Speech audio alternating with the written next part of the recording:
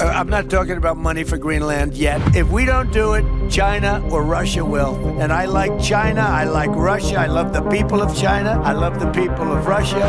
But we're not going to allow Russia or China to occupy Greenland. Greenland.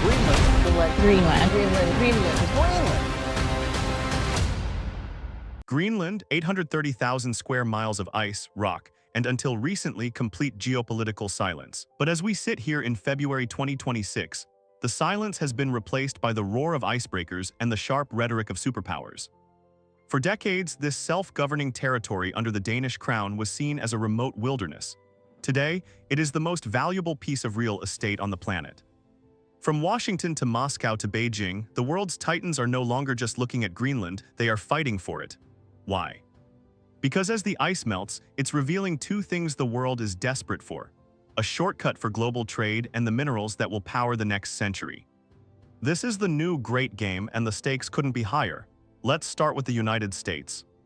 In early 2026, the global headlines were dominated by a Greenland crisis. President Trump, recently re-elected, intensified a campaign that many once dismissed as a joke: the acquisition of Greenland. Just last month, the rhetoric reached a fever pitch when the White House explicitly refused to rule out the hard way to secure the territory, sparking a diplomatic firestorm with Denmark and the European Union. But the logic isn't just about real estate, it's about survival. Geographically, Greenland is a frozen bracket around North America. Since the 1950s, the US has operated Pitifik Space Base. It's the northernmost US military site and the heart of the Golden Dome, an integrated missile defense system. If a missile is launched from Russia or China toward New York or DC, Pitifik is the first to see it. But in 2026, Washington is worried. They believe Denmark lacks the capacity to secure the island against surging Russian naval activity. By securing Greenland, the US doesn't just protect its backyard, it locks down the GIUK gap, the maritime choke point between Greenland, Iceland, and the UK. For the US, Greenland is the ultimate shield against a rising east. Then there's China. Beijing is thousands of miles away, but they've officially declared themselves a near-Arctic state. They know that whoever controls Greenland's soil controls the future of technology. Greenland holds an estimated 38 million tons of rare earth elements. These aren't just minerals, they are the vitamins of modern industry. You need them for EV batteries, AI data centers, and the guidance systems of the very missiles the US is trying to track. China currently holds a near monopoly on refining these minerals, controlling up to 90% of global processing. They've spent years trying to buy airports and mines in Greenland under their Polar Silk Road initiative. While the US has blocked many of these deals, Beijing is playing the long game. They are waiting for the moment Greenland's push for independence from Denmark leaves them desperate for a wealthy partner.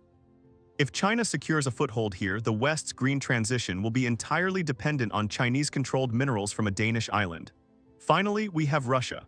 While the US negotiates and China invests, Russia is building. Moscow has reopened over 450 Soviet-era military sites across the Arctic. For Russia, Greenland is the western gateway to the Northern Sea route. As the ice disappears, this route could cut shipping times between Europe and Asia by 40%. It's effectively an Arctic Suez Canal, and Russia wants to be the gatekeeper. In early 2026, Russia completed its first domestically built ice-breaking LNG carriers, proving they can sustain Arctic trade despite Western sanctions. By projecting power near Greenland, Russia ensures its shadow fleet of energy tankers can reach Asian markets. They see the Arctic as their future economy, and Greenland is the piece of the puzzle that prevents NATO from boxing them in. But here is the most important part of the story. Greenland isn't just a prize on a map. It is a home to 56,000 people who have lived there for a millennium. The Greenland crisis of 2026 has forced the local government into an impossible corner. They want independence from Denmark, but they don't want to be annexed by the United States or colonized by Chinese debt. Just weeks ago at Davos, the US appeared to pivot toward a framework agreement, a compromise that might see the US gaining sovereign title over its military bases rather than the whole island. But even that has triggered protests in Copenhagen and Nuuk. Greenland is no longer a frozen footnote in history. It is the center of the world's next great power struggle. Whether it's for minerals, missiles, or maritime routes, the giant of the North has finally woken up. And as the ice continues to recede, the heat of this conflict is only going to rise.